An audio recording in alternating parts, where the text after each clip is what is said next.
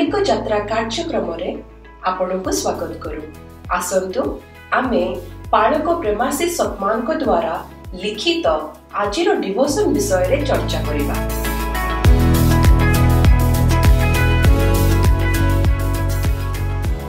Praise the Lord. आज आमे एक बहुत भल विषय रे आलोचना करिबा। Praise the Lord. हाँ कहंतु। देखंतु अनेक समय रे आमे जीवन रे आगो को बढ़िबा को चेष्टा करू हेले कोठी ना कोठी अटकी जीवा भली लागे ना। हाँ एकदम बहुत चेष्टा परे भी फल मिलेनी बेले बेले। सेही कथा। तो आज आमे एक अलगा दृष्टिकोण देखिबा जहा पालक प्रेमाशीष सोतमनकर गोटे लेखारू आसीछि। अच्छा। हाँ लेखाटार ना हेउछि जीसुंको आश्रय रे रहिले आपण उन्नति करिवे। तो आमे आज चेष्टा करिबा बुझिबा पई जे एई जीसुंको ठारे रहिबार प्रकृत माने कोन। एटा गुरुत्वपूर्ण कथा। आउ एहा आम दैनंदिन जीवन रे केमती काम करे कारण लेखक कहउछंती जे आमे एका एका संघर्ष करिबा पई तयारी होइनु। ए कथाटा टिके गभीर अछि। हाँ प्रकृत रे आउ लेखक एथि पई गोटे बहुत शक्तिशाली चित्र देइछंती सेही जोहान 15 अध्याय रु। को चित्र? सेही द्राक्षालता आउ तार शाखा कथा। जेमती गोटे शाखा माने डाळ लतारू अलगा हेई गले केबे भी फल देई परिबनी। हाँ सेटा तो सत। ठीक सेमिति मनीष जेतेबेले जीसुंको सहित गभीर भावे जोड़ी होई रहे सेतेबेले जाई से प्रकृत रे बढ़ी पारे उन्नति करि पारे। एटा खाली कहिबा कथा नुहे एकदम सत कथा। द्राक्षालता आउ शाखा एई उदाहरणटा बुझी होची किंतु एई जो रहिबा कथा कहिले किंबा जोड़ी हेबा ए कथाटा टिके अस्पष्ट लागुछि मते। अच्छा माने एहार प्रकृत अर्थ कोन एटा खाली मने मने भाबिबा ना आउ किछि करिबा को पड़िबो? हाँ बहुत भला प्रश्न।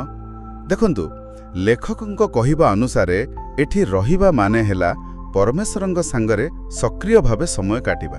सक्रिय भावे केमिति? माने एहार अलगा अलगा उपाय अछि जेमिति तांको वाक्य पढ़िबा, बाइबल निरोलारे प्रार्थना करिबा किंबा आम दिनशाला काम भितरे भी तांको उपस्थिति को मने पकेबा। ओहो अच्छा।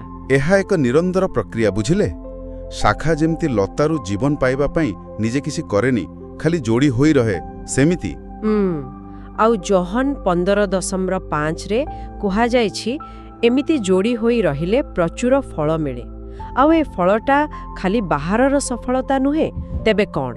एहा हेला भीतरर शांति गोटे प्रकार आनंद आउ मुक्तिर अनुभव। अच्छा एटा बड़ मजादार कथा कारण साधारणतः आमे कोन करू निजर खराब अभ्यास किमा भूल चिंता को बदलैबा पई निजे बहुत चेष्टा करू संघर्ष करू। हाँ ठीक। किंतु लेखक एठी किछि मलापत्र कथा कहउछंती जेमिति दोषभाव डर खराब अभ्यास। तेबे एई जो रहिबा कथा कहउछे एइटा एसबु को केमिति प्रभावित करे? आमुकु कोन निजे सेगुडा को काटी पकेइबा को पड़िबनी? ना देखंतु एइठी लेखक गोटे बहुत सुंदर कथा कहउछंती। तांको मतरे जेतेबेले आमे परमेश्वरंको प्रेम आउ अनुग्रह रे माने तांको दया रे बंचिबा आरंभ करू सेतेबेले एई जो नकारात्मक जिनिस गुडिक अछि एई मलापत्र भलिया सेगुडाक आपे आपे झड़ी जाए। आपे आपे?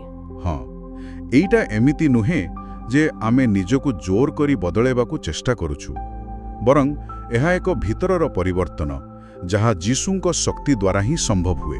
अच्छा एहा ठीक सेही गीत संहिता 1:3 रे जो गच्छ कथा कुहा जाईती सेमती जो गच्छ पानी सुआ पाखेरे थाए से ठीक समय रे फल दिए आउ तार पत्र केबे मोली जायनी।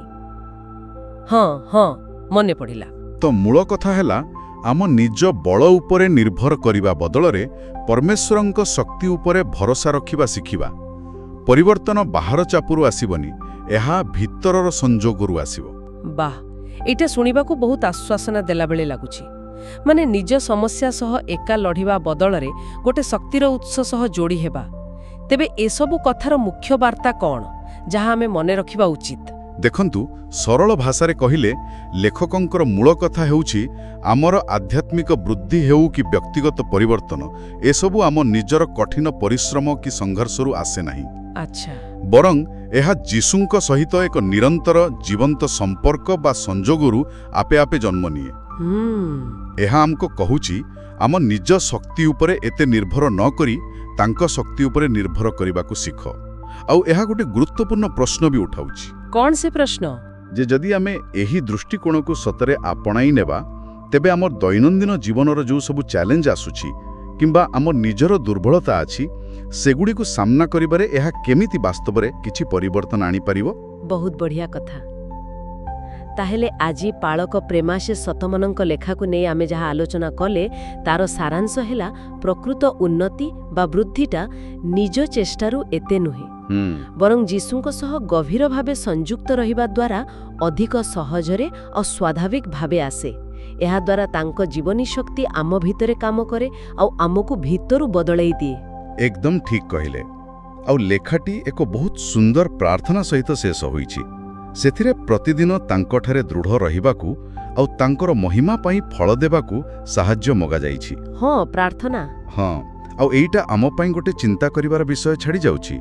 ଯଦି ଏହି ସଂଯୋଗରୁ ଆମକୁ ଭିତରେ ଶାନ୍ତି ଆଉ ଆନନ୍ଦ ମିଳୁଛି, ତେବେ ତାଙ୍କ ମହିମା ପାଇଁ ଫଳ ଦେବାର ପ୍ରକୃତ ଅର୍ଥ ଆମ ଦୈନନ୍ଦିନ ଜୀବନରେ କ'ଣ ହୋଇପାରେ?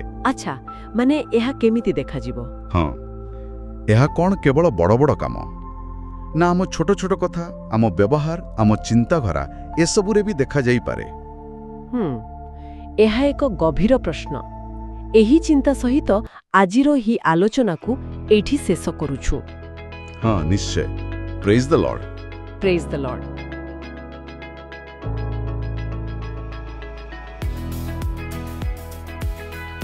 ଆଜି ଆତ୍ମିକ ଯାତ୍ରା କାର୍ଯ୍ୟକ୍ରମରେ ଯୋଗ ଦେବା ପାଇଁ ଧନ୍ୟବାଦ, ଯେଉଁଠି ଆମେ ପ୍ରତିଦିନ ପରମେଶ୍ୱରଙ୍କ ବାକ୍ୟ ଆଲୋଚନା କରୁଅଛୁ। ଯଦି ଏହି କାର୍ଯ୍ୟକ୍ରମ ଆପଣଙ୍କୁ ଆଶୀର୍ବାଦ ଦେଇଅଛି, ତେବେ ଏହାକୁ ଆପଣ ଫ୍ୟାମିଲି ଆଉ ଫ୍ରେଣ୍ଡସ୍ ହ୍ୱାଟ୍ସଆପ୍ ଗ୍ରୁପରେ ସେୟାର କରନ୍ତୁ। ଆସନ୍ତାକାଲି ପୁଣି ଦେଖା ହେବା। ଧନ୍ୟବାଦ।